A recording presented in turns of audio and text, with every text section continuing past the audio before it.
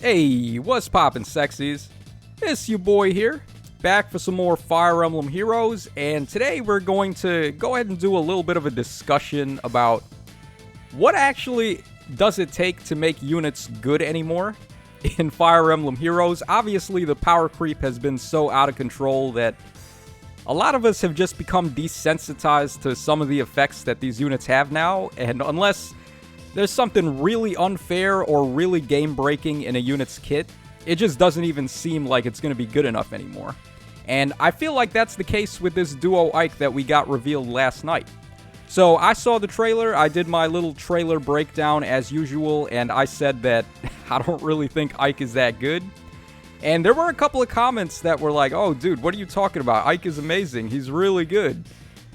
But is he though? Let's dissect this a little bit more, and we're going to compare him to a couple of other units that came out very recently, and we'll see what actually does it take for units to be good right now. So here is Ike's kit. He has his weapon effect, which, if we could just bring this down to what it does in raw terms, he gets attack up 3 for free. He gets all stats up 5. He has Special Spiral, essentially, if he's using a 4-hit special, because of the way his weapon effect works. So before his first attack, he gets -2 special trigger, which is good. I think the way to go with this guy is probably to run Special Spiral, and then he could spam Radiant Aether or a AoE special like Blazing Thunder or Growing Wind, or any of the AoE specials would be pretty good with this weapon. So he has that.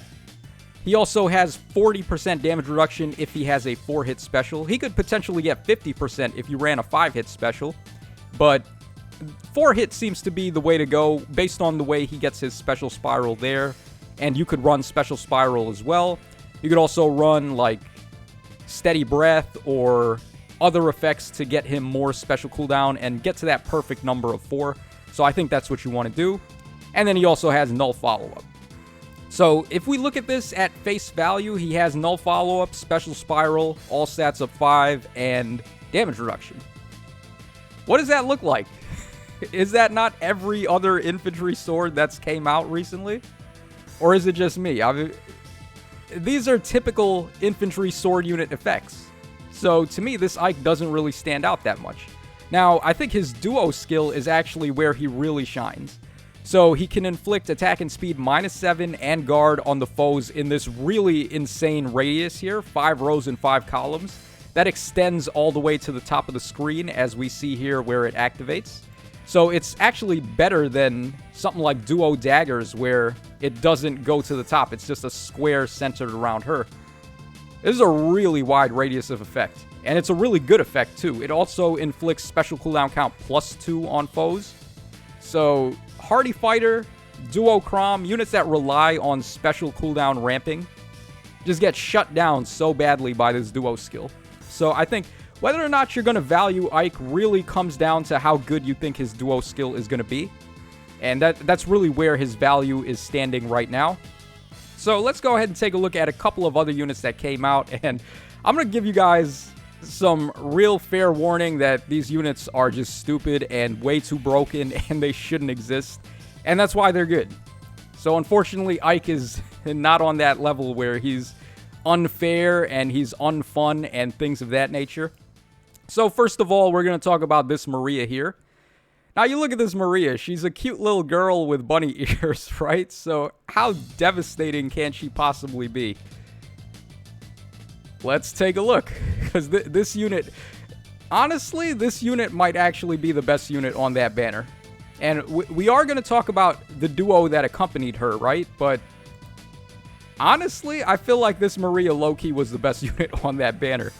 She is a nightmare to deal with in Arena at +10. She just takes no damage at all. She's just a wall, an impenetrable, impregnable wall of defense.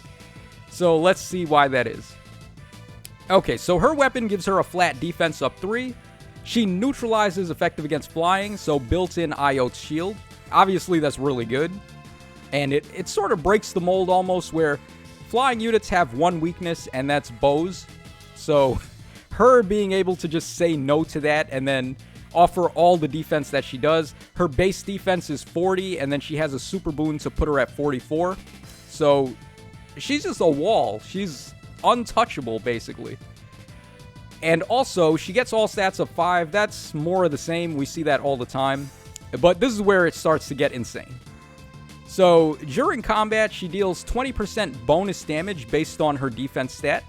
We already took a look at that, and it's very, very high. She also gets 20% damage reduction based on her defense stat. So, assuming you have the super boon and she's at 44, let's just do a quick little calculation. So, 44 defense, 20% of that would be 8.8. They round down, I believe, so it wouldn't round up to 9. It's actually just 8. So, her weapon is giving her 8 points of bonus damage and damage reduction. And just for no reason at all, she recovers 7 HP to herself and allies in 2 spaces. This is where it starts to get unfair, because it's already hard enough to deal any damage to this Maria at all. And then on top of that, she's just recovering HP as well. It just gets to the point where it's too much. This Maria is doing way too much on offense and defense. Now, this is all fine and dandy, right? So her weapon is really good. It also cheats because the damage reduction she gets from here is exempt from skills like lethality and deadeye and so on. Skills that stop damage reduction. So Maria cheats. She's cheating. She's not playing fair at all. And we go down here. This is where it just gets way too ridiculous. You combine her weapon with Flow Flight. Now, Flow Flight is kind of tame, I guess you could say, because it has a maximum cap of 7 points. So the difference between her defense and the foe's defense, and 70% of that difference is going to give you your value for the effects that this skill grants, which is bonus damage as well as damage reduction, with a max of 7 points. Thank God that 7-point max is there, by the way, because otherwise this would just be the best skill in the game. But you combine this, 7 points. Let's assume that Maria is going to be getting the maximum 7 points here, because she is really quick. Speed minus 10 is inflicted to the foe for the first speed check, so it's very likely she's going to activate this. And then her defense is so high already that it's also very likely she'll be able to get the full benefit from this. So we have here 7 points of bonus damage and damage reduction combined with 8 points of damage reduction and bonus damage. This is not taking into account merges. So if you get her up to plus 10, you give her flowers and all the other things you can do. Her defense is going to be way higher than 44. But just at face value. So if you pull her at base and you give her Ivy Fruits to make her plus defense, plus 8 from the weapon, and then plus 7 from the beast skill, that's 15 points of bonus damage and true damage. Or 15 points of true damage and damage reduction that the enemies can't do anything about. And then she recovers 7 HP with each attack. So it's like, you think she does enough? Like, is this Maria good enough? She's insane. And Ike, unfortunately, is not insane. So let's keep looking. Let's see some other units that came out recently. All right, Saint Elmine. Unlike Maria, I would consider this a support style of unit. Actually, more like a disruption unit, I guess you could say. Similar to Reeve, where she's making the enemy units worse, because Reeve inflicts stall on the enemies, and Elmine is inflicting false start. Both really good status effects. But whereas Maria is trying to steal the show, what Elmine is doing is trying to make your other units a lot better, and she does that very well. So we go ahead and take a look at her weapon. False start, obviously, is really powerful. It's probably the strongest status effect in the game. And thank God it's only on Elmine at the moment, so it's sort of manageable. And it's not going to work in summoner duels either. Who knows what's going to happen when they release a unit with false start and it works in summoner duels. It's going to be like the end of the world. But before that happens, we only have it in Elmine. She single-handedly shut down a defense season, so Anima just doesn't work. There's really not much you can do in defense on Anima Season to combat Elmine, unfortunately. And what else she does? She has Dazzling Staff, which is good. She grants Defense and Res up 6 as a blue bonus to allies in 2 spaces at the start of the turn. So just continuing with the theme of her being more supporty. And then her unique C skill is Holy Ground, so she gets 30% damage reduction to allies in 2 spaces, and if that wasn't good enough, she also has joint, well, I don't want to say joint, but like Distant Guard and Close Guard thrown into one, where she's giving defense and res up 4 to those allies as well, in an out-of-combat bonus, so the enemies can't really stop it. This unit is really, really powerful, and she's a flyer too, so just to allow her to fly over obstacles, and she has access to the healing assists that can also provide movement, so return and nudge and rescue. This is an example of a really powerful support unit. She's really good. She does what she does really well. She breaks the mold. She has false start, which is exclusive to her at the moment. So just another example of what I think makes a unit really good. I considered her a skip when I saw her original banner, and I still stand by that because, to be completely honest, she's not a necessity. False Start really makes your life a lot easier, and the support makes your life a lot easier, but truth be told, you don't really need her. Because, I mean, I've been dealing with Catria balls on defense for so long now that I'm just used to it. So, I know how to beat them, but if you don't, and you're maybe more casual at the game, and you pulled Elmine, obviously she's going to be a massive help to you. So that's where this unit shines. Alright, next up we have this monstrosity here. Okay, this is where things get really unfair. This is where we're really starting to see the power creep just shoot way over the top. So this Nana recently came out. Lance Sword gives her attack up 3 for free. Attack and speed up 6 for free. Half a null follow-up for free. And this is the kicker. So she nullifies damage reduction entirely. No special-based damage reduction and no passive-based damage reduction. So what are you supposed to do? How do you stop this? How do you tank this Nana if you can't use damage reduction and she's attacking you? There's like nothing. You don't stand a chance. So really, really outrageous. And again, this unit is the only unit that has an effect like this at the moment. So again, it's just playing up to the theme of units breaking the mold and doing things that are very different from the rest of the pack that are really starting to set these units apart. We go over here to Holder's Zeal, and she gets Kanto Rem +1, of course. Kanto, the most busted effect in the game right now. She gets 20% bonus damage based on her attack, and she gets an instant desperation effect. So, like, what do you do? How do you stop this unit? This unit is too good. She's actually too good. And the only reason I would consider her a skip is because legendary banners have triple color sharing. So if you're sniping red, it's up in the air how long it would take you to get a copy of her. If you have the Fate Pass, I mean, sure, you could just spark her. But if you don't and you're free to play, then probably would be a good idea to hold on to your orbs until you can get a lot more. Also, if you have Brave Alm, his Refine works very similar to this Nana. So they're interchangeable. Obviously, they do different things, and one is better than the other at some things, while the other is better at other things. But they're very interchangeable, so if you have Brave Alm, I don't really think this Nana is a must. But obviously, she's very powerful. Okay, so Sonya is up next. This is a duo hero, so of course she has access to a duo skill. Her duo skill grants special cooldown count -2 to allies from the same titles, attack up 6, and resonant blades as well. So just a massive amount of power being added to your other units with this character.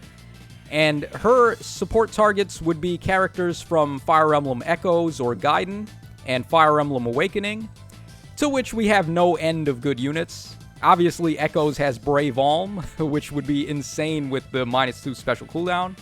From Awakening, we got stuff like Legendary Chrom and Duo Chrom and so on and so forth. So a very powerful duo skill. It's also unfair in the sense that we saw an effect like this before on Duo Alphonse, but he was restricted to only doing it for infantry types, whereas there's no limit to who she can do this to. As long as they're from the same titles as her, they can get this effect right there, and it's very powerful. So this Sonya is an amazing unit. Very powerful, very broken in her own right, and she makes your other units a lot better. If we go ahead and take a look at her weapon effect, she's got -1 special trigger. At the start of combat, at the start of turn 1, she just gets a free special spiral, which is broken. And then she also gets this effect here, which is so stupid. She can jump to a space in 2 spaces of an ally in 2 spaces. This jump effect is so busted. And we're going to take a look at that in a second, but this is one of the strongest effects in the game right now as far as movement is concerned. And also, if she initiates combat or is in 2 spaces of an ally, she gets 4 attacks, 6 speed, and then true damage based on the cost of her special value. So, what more can I say about this unit? She has a busted duo skill. She has a busted weapon. She has busted mobility. She has busted damage. She's just busted. Like, that's all there is to say. She's broken. She's too good. So, this is the level of power creep we're seeing, guys. This is what it takes to be good nowadays. All right, we have the Ascended Idunn up next. Now, this is probably the most tame unit out of the batch that we're going to look at, which is shocking, but... Okay, so what exactly is it about Idunn that makes her so good? She is literally just Brave Hector 2. Electric Boogaloo. That's all they did. They took Brave Hector, they saw a unit that was really successful in the meta, and they were like, oh, you know what? Why don't we just make that unit again? And then we'll give them a higher BST, higher stats, better boons and banes, etc. So, Idunn is just taking something that we saw that was already working, and she's just doing it, I don't want to say better, like, she is better than Brave Hector in some ways, but her being weak to effective against dragons kind of sucks, whereas Hector has no weaknesses at all. And then Hector, the nice thing about him is that a lot of people already had him. So, unfortunately, with Idunn, you would have had to summon to get her. So, they tried, I mean, they really tried, and they honestly were very successful with this Idunn. She is very good. She's one of the best save units in the game, and it's all because she just copy and pasted what Hector was doing.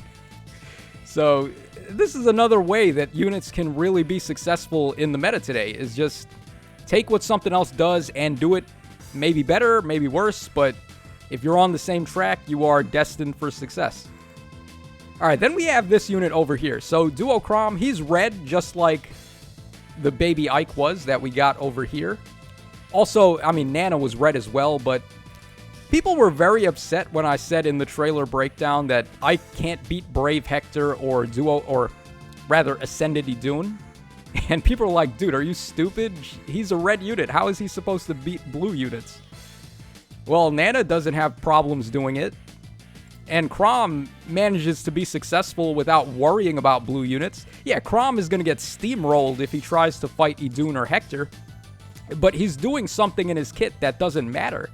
Like, I want to almost call this guy a support unit, because of the way that his effects work. He's able to...